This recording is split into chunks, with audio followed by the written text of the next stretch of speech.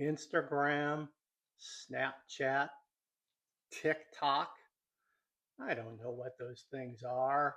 And they're called apps. Oh, we don't want to call them applications because that's four syllables. Oh, no, no. We need to save time and just call them apps.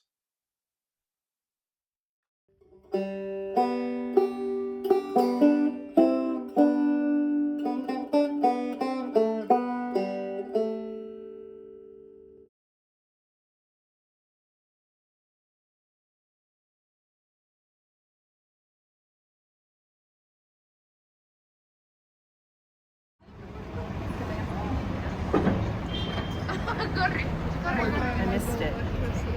I missed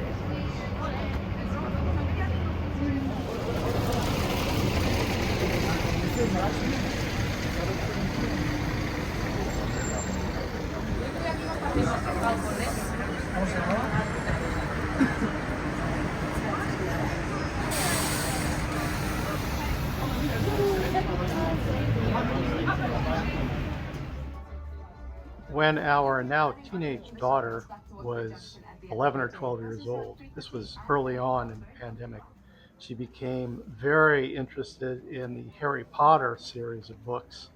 And her mother and I grew to share that appreciation. We listened to all the audiobooks and ultimately watched all the movies. So, although it was a rather expensive proposition, about $80 a piece, we decided to take the Harry Potter tour near London.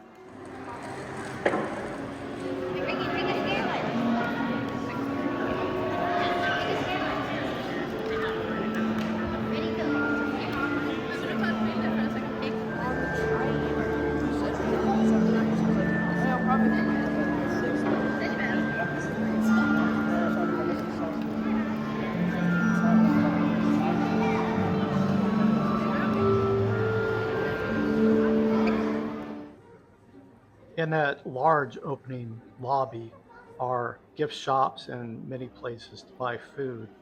After that, visitors get in line and ultimately start the tour in that room and behind those doors, and then end up in the large room where in the movies the kids would gather for meals and various other functions. It's quite an elaborate set, I must say. There is Dolores Umbridge, I believe is her character's name.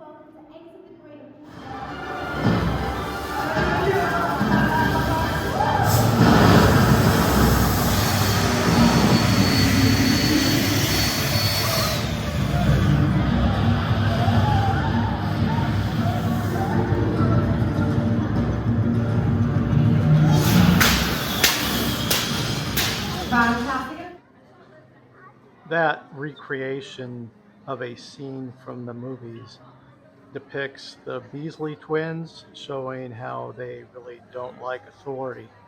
One of the funnier moments in the movies, of which there were eight. Um, the franchise itself consisted of seven books, which have sold over 500 million copies. They were written, as you well know, by J.K. Rowling. And the books uh, inspired eight movies, which themselves have grossed more than $7.7 billion worldwide. What you're looking at now is an opportunity for visitors to get on a broom and, through special effects magic, uh, be shown flying through the dark night of Harry Potter England.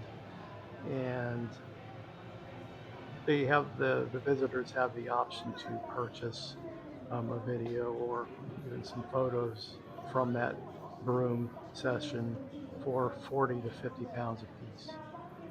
The name of the game in the books, and I'm showing my ignorance in terms of what exactly these things are called in the books and movies, and also uh, demonstrating how my mind at my age is not holding on to things all that tightly.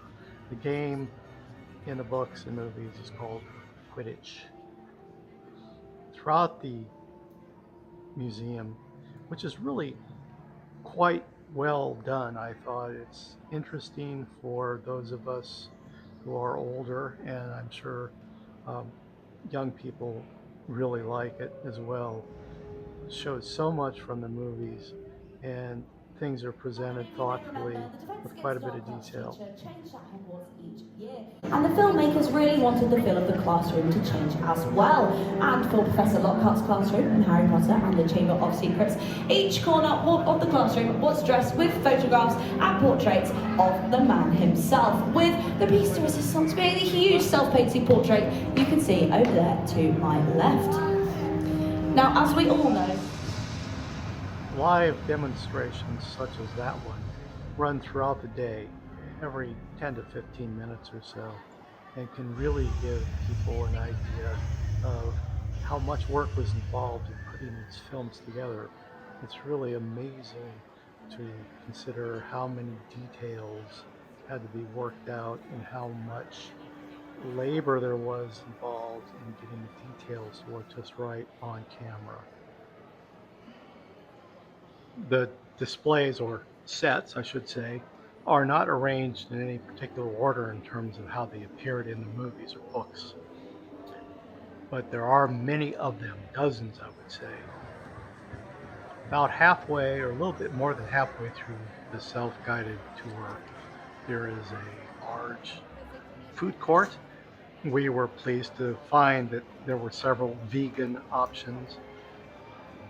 This is also one of a few opportunities you have at the facility to buy butterbeer. There's the butterbeer bar. I found that drink to be really atrocious, but perhaps it's more to your liking. It's very sweet and just kind of maybe toothpaste like. I don't know how to describe it other than I would encourage you not to have high expectations. Throughout the facility, needless to say, are many, many opportunities for people to take photos and videos of props from the movies, including several displays outside the food court area. We were very fortunate when we visited that the weather was so nice. The high was about 60 that day, and there was quite a bit of sunshine, which made things outside the food cart much more enjoyable.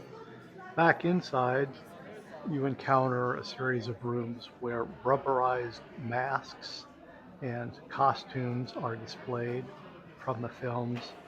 It's really a dizzying number of things to look at and admire. You can also find interactive exhibits such as this one. Complex creations was this. I now know how to hold a hippogriff, but I didn't before, and no one ever had.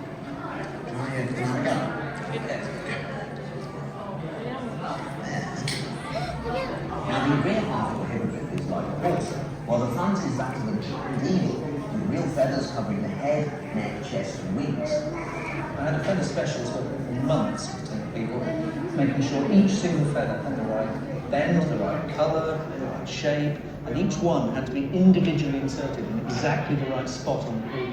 And the machinery inside looks like it was built by NASA. It's ridiculously complicated and requires many people and a computer to operate all of the various components individually to create a synchronized movement. They say you must almost bow to a hippogriff, otherwise it'll tear you apart.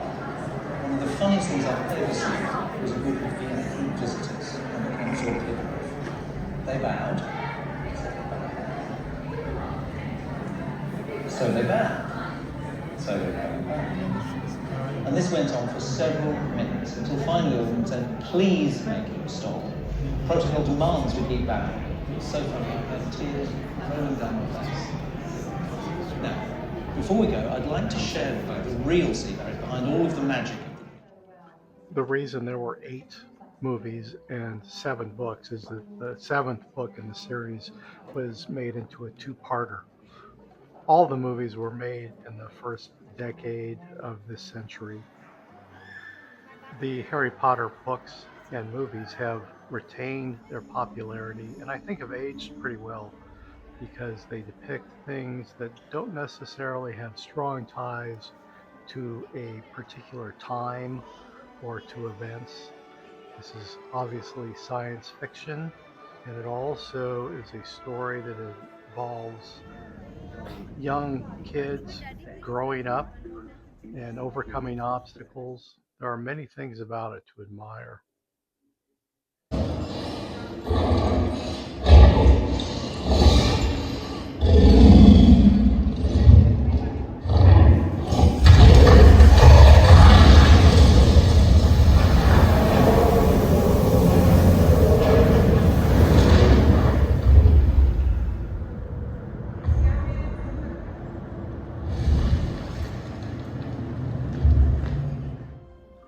All told, we spent about 8 hours at the Harry Potter Film Studios tour. So if you do decide to go someday, I would advise you to block off a large amount of time. As far as how you get there, well, if you're sadistic, you could rent a car and try to drive there. Maybe you like going on the left side of the road and encountering heavy traffic. We opted, however, to take the tube. It was a pretty easy trip. One way was about an hour. The tour ends at a scale model of Hogwarts and a fake fireworks show. Long live Harry Potter!